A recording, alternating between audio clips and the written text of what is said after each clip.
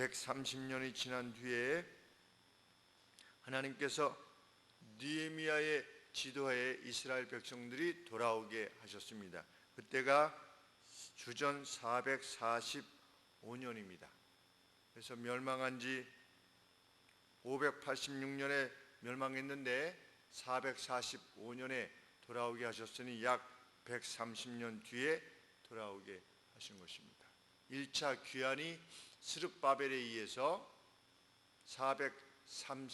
536년에 이루어졌고 2차 귀환이 에스라에 의해서 이루어졌고 그리고 13년 뒤에 주전 445년에 3차 귀환이 이루어진 것이 우리 느헤미야의 내용입니다. 그래서 돌아와서 성전을 중건하였습니다. 매우 어려운 상태에서 성전을 중건하였는데 중건한 다음에 성전의 낙성식이 있었습니다. 그 소리가 멀리까지 퍼졌도다 라고 그렇게 느헤미야서에 기록되어 있는데 이 시편 147편은 학자들의 연구에 의하면 바로 그 낙성식 때 불렀던 찬송이다. 얼마나 큰 기쁨으로 이것을 노래했을까 그런 생각을 해보게 됩니다. 여호와를 찬양하라. 왜냐하면 우리 하나님을 찬양함이 선한 것이기 때문이다. 그들은 그들의 귀환을 통해서 하나님의 자비하심을 인식할 수 있었습니다. 하나님의 자비하심, 하나님은 어떤 분이시다. 심지어 이러한 130년 만에 참 꿈을 꾸는 것 같은 이 귀환을 인식했을 때 하나님의 자비를 체험하게 됐는데 그 하나님의 자비의 능력을 체험하게 되니까 창조 세계로 향한 하나님의 자비를 인식할 수 있게 되는 것입니다. 4절 말씀에 저가 별의 수요를 계수하시고 하나님은 별의 수를 다 세시며 저들을 그 이름대로 부르시는도다. 무엇 때문에? 자비 때문에. 우리가 교회에 한 100명이 있다든지 한 500명이 있는데 그들 각각에 대해서 자비를 지니신 분은 어떻습니까? 그 이름을 다 압니다. 그런데 자비가 없으면 이름을 못 부릅니다. 안 외워집니다. 자비가 없으면 안 외워져요. 이름을 외운다는 건 매우 어려운 일입니다. 그런데 사랑이 있으면 다 이름을 부를 수 있는 것입니다. 하나님의 자비가 이렇다고 하는 것을 지금 노래하는 것입니다. 하나님이 뭐 별 하나, 별둘 뭐 이렇게 세시는 거 아니지 않습니까? 그리고 언제 또 하나님이 내가 별을 샌다, 별은 총 몇 개다 이렇게 말씀하신 적도 없고 하나님께서 이것은 목성이고 이것은 수성이다 이렇게 이름대로 부르신 적도 없으십니다. 그런데 왜 이렇게 표현할 수밖에 없느냐? 하나님의 자비를 입어보니 그 무한한 능력을 체험해 보니 하나님께서 우주에 이렇게 흩뿌린 이 별들을 그냥 무작위로 뿌리신 것이 아니구나 라고 하는 고백을 하는 것입니다. 이것은 교리가 아닌 것이지요. 닥트린이 아닌 것입니다. 컨페션이지요. 고백입니다. 자비를 체험하다 보니. 그래서 우리 사도 바울이 창세전에 우리를 택하셨다. 이것이 교리가 아니고 고백인 거지요.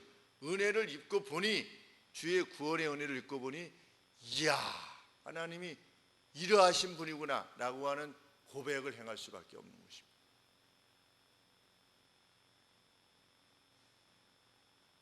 이스라엘 백성들이 낙성식 때 무엇을 노래합니까? 하나님께서 구름으로 하늘을 덮으시고 땅을 위해 비를 주시는구나.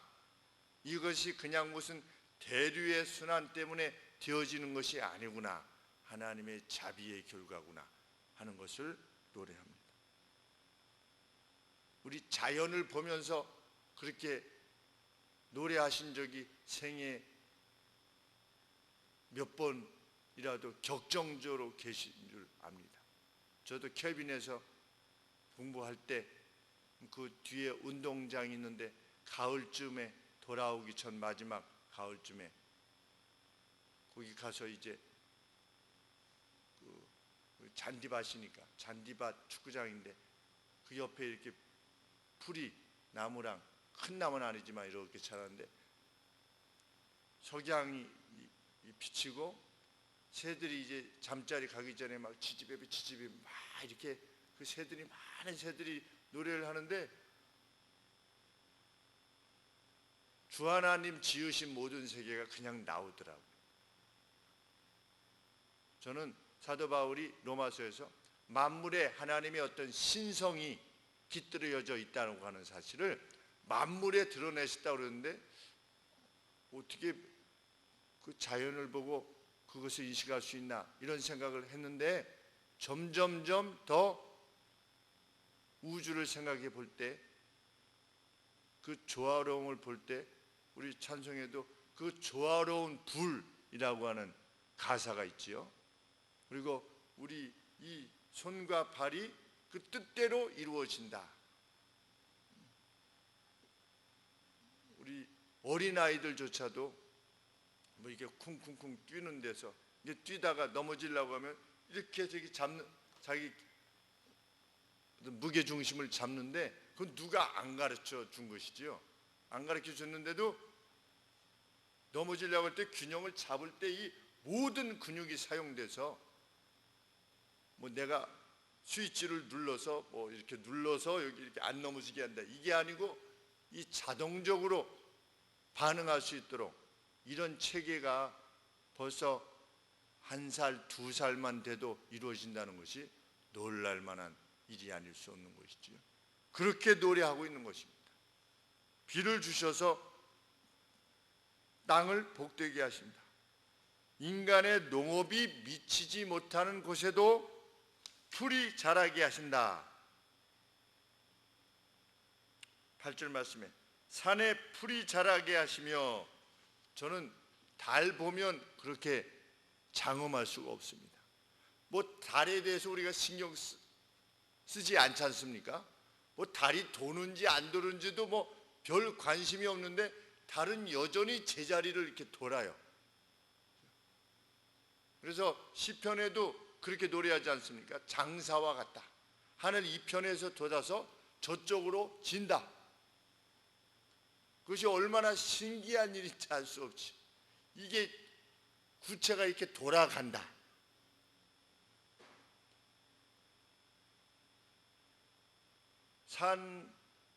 산에 가끔 가보면 산에 있는 나무들 볼 때 누가 뭐 관심하지도 않고 누가 비료 준 것도 아닌데 그냥 거기서 잘 자라고 있어요. 뭐 속리산 같은 데 가면 아주 아름드리 나무들이나 이런 것들이 이렇게 자라고 있는 걸 보면 정말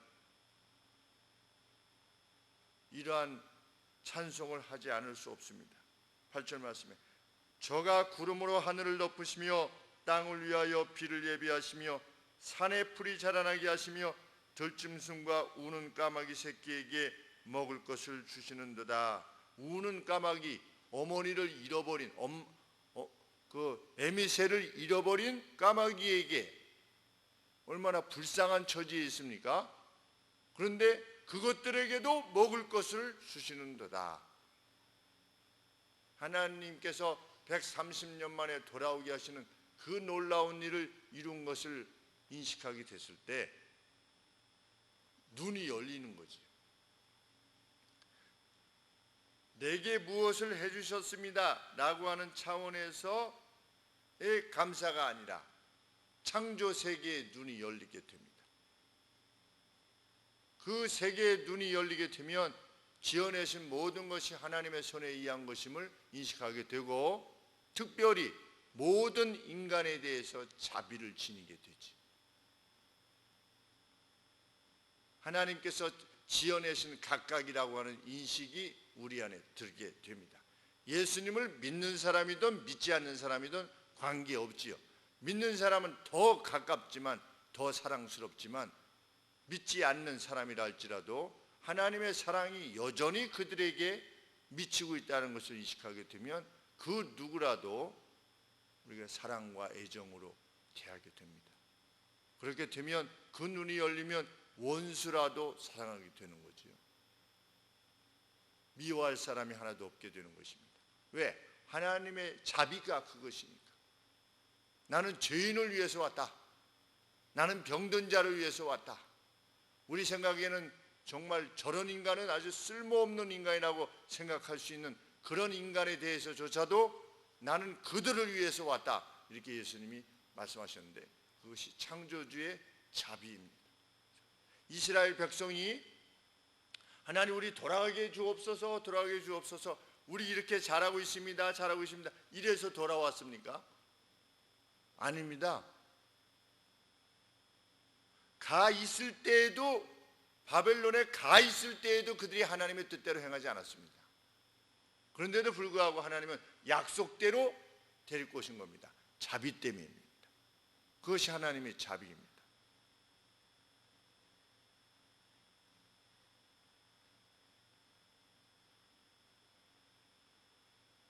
이 하나님이시기에 그 누군가 이러한 자비하신 하나님을 신뢰하고자 한다면 하나님께서는 그들에게 기대를 얻게가 되어 주시겠다. 이것이 찬송의 내용입니다. 11절 말씀에 자기를 경외하는 자와 그 인자하심을 바라는 자들을 기뻐하시는도다.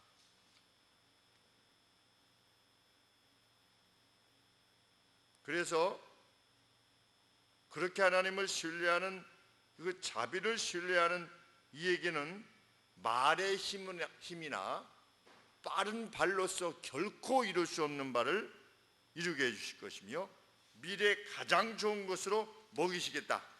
이것이 하나님의 약속입니다. 14절, 13절, 14절 말씀입니다. 이 자비하심을 지니신 하나님을 신뢰하는 이에게, 하나님 앞에 호소하지도 않는 나무도 먹이시는데 풀도 기르시는 이 하나님께서 하나님을 신뢰하고자 하는 이들에게 오죽하시겠느냐. 내 문빗장을 견고히 하시고 너의 가정을 지켜주시겠다는 것입니다. 너의 성문을 지켜주실 것이고 너의 가운데 자녀에게 복을 주실 것이라는 거죠.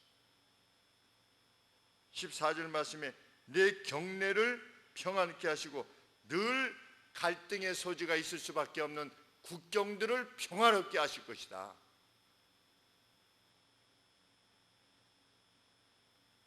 아름다운 밀로 너를 배울리실 것이다.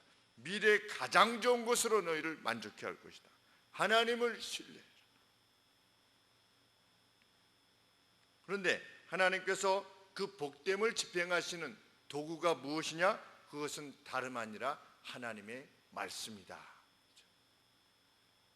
19절 말씀에 저가 그 말씀을 야곱에게 보이시며 그 율례와 규례를 이스라엘에게 보이시는도다. 하나님은 그 말씀으로 무엇을 하시는가?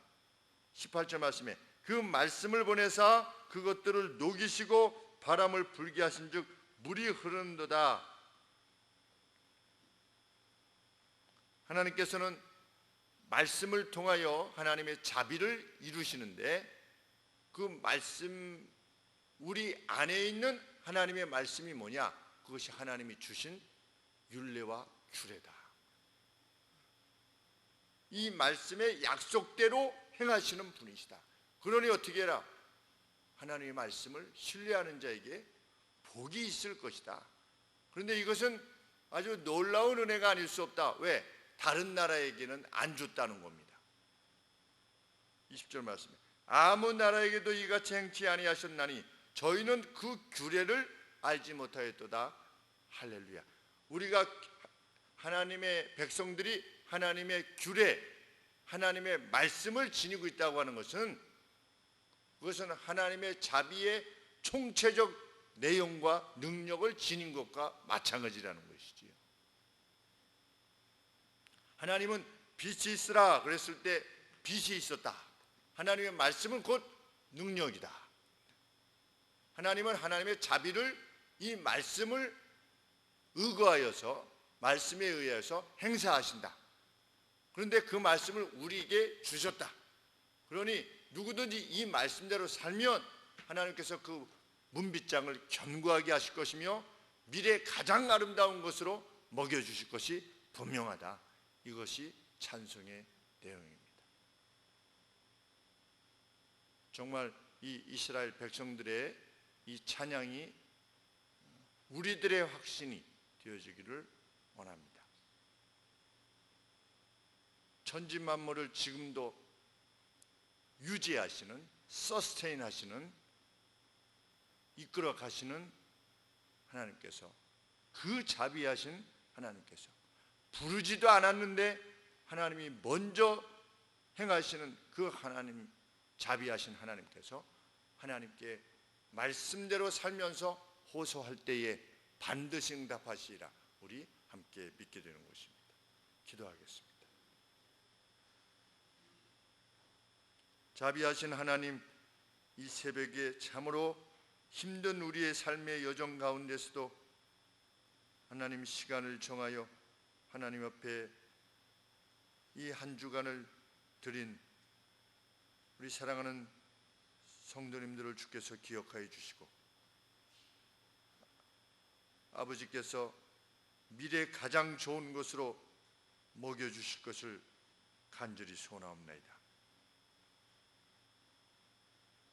죄를 멀리하고 의를 향해서 나아갈 것을 밝히시는 이 하나님의 말씀이 말의 힘으로도 빠른 발로도 결코 이룰 수 없는 그 모든 것들을 이루어 주실 것을 저희들은 믿습니다. 하나님, 그 믿음 안에 함께 행하게 해 주시고 아버지 함께 누리게 해 주시고 복이 넘쳐서 이 우리가 함께 살아가는 공동체 모두에 미칠 수 있도록 은혜를 더하여 주시옵소서. 하나님, 무사히 잘 시험을 치르게 해주셔서 감사합니다. 우리 채령이 또 우리 주은이 그 앞길을 주께서 선히 이끌어 주시사 마음껏 하나님 앞에 감사하며 의뢰하며 나아가는 그들의 인생이 될 수 있도록 은혜를 더하여 주시옵소서. 주일날 또 하나님 복되게 하나님께서 주신 감사의 날을 맞게 하시고 하나님 세례와 성찬을 통하여서 우리를 그렇게 불러내신 하나님을 높일 때 우리 모두 회중들 위에 주의 뜨거운 성령의 역사가 감동이 있게 하여 주시기를 간절히 소원할 때에 우리의 주인 되신 예수 그리스도 이름으로 기도합나이다. 아멘.